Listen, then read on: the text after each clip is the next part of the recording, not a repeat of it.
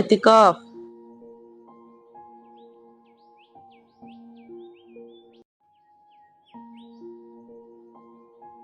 اعتکاف اسلامی شریعت میں ایک اہم عبادت ہے جو مسلمان مردوں کے لیے فرض یا واجب نہیں ہے، مگر اس کو مختارانہ طور پر انجام دینا بہت اہم مانا جاتا ہے۔ اعتکاف کا مطلب ہے کسی مقدس جگہ پر خصوصی دورانیہ تک عبادت اور ذکر اللہ کرنا۔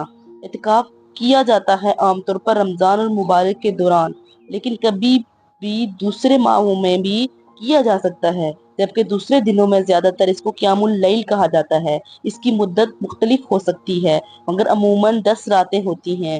اعتکاف کے دوران شخص مسجد میں رہتا ہے اور عبادت، تلاوت قرآن، ذکر اور دینی مشاورتیں کرتا ہے۔ اس عبادت کا مقصد اپنے آپ کو اللہ کی راہ میں پیش کرنا اور دینی روحانیت کو بڑھانا ہوتا ہے۔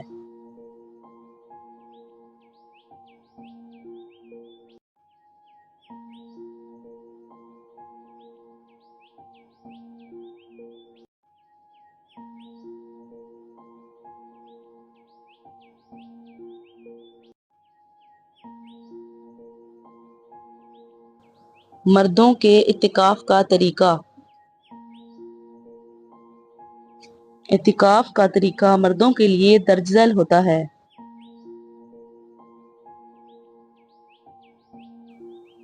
نمبر 1، تیاری۔ اعتکاف کے لیے تیاری کرنا اہم ہوتا ہے۔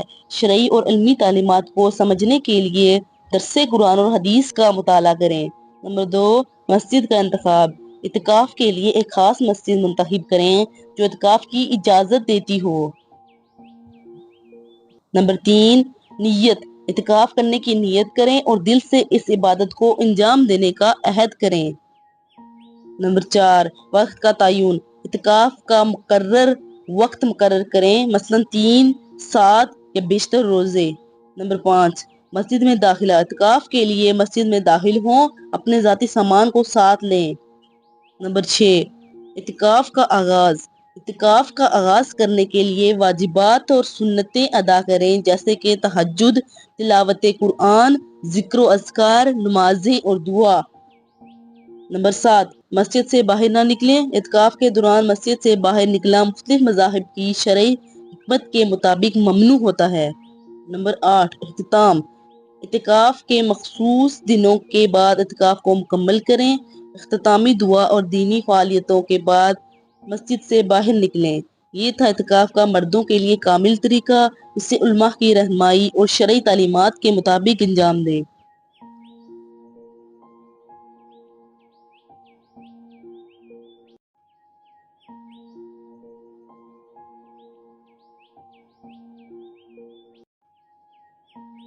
رمضان میں یا کسی بھی وقت اعتکاف سنت ہے، لیکن رمضان میں افضل ہے، خاص کر رمضان کے آخری اشرا میں۔ اس کی نشاندہی ان شواہد کے عمومی معنی سے ہوتی ہے جو کہ اعتکاف مستحب ہونے کی بات کرتی ہے، اس میں رمضان اور دیگر اوقات شامل ہیں۔ النووی نے الجمع میں کہا، اعتکاف اجماع کے مطابق سنت ہے اور یہ واجب نہیں ہے جب تک کہ اس کی نظر نہ کرے۔ وہ بھی اجماع کے مطابق کثرت سے کرنا مستحب ہے اور خاص طور پر رمضان کے آخری اشرا میں مستحب ہے۔ انہوں نے بھی یہ کہا، بہترین اعتکاف وہ ہے جس کے ساتھ روزے ہوں، اور سب سے بہتر اعتکاف رمضان کا ہے اور سب سے بہتر آخری اشرا ہے۔ البانی نے قیام رمضان میں کہا، رمضان میں اور سال کے دوسرے اوقات میں اعتکاف سنت ہے۔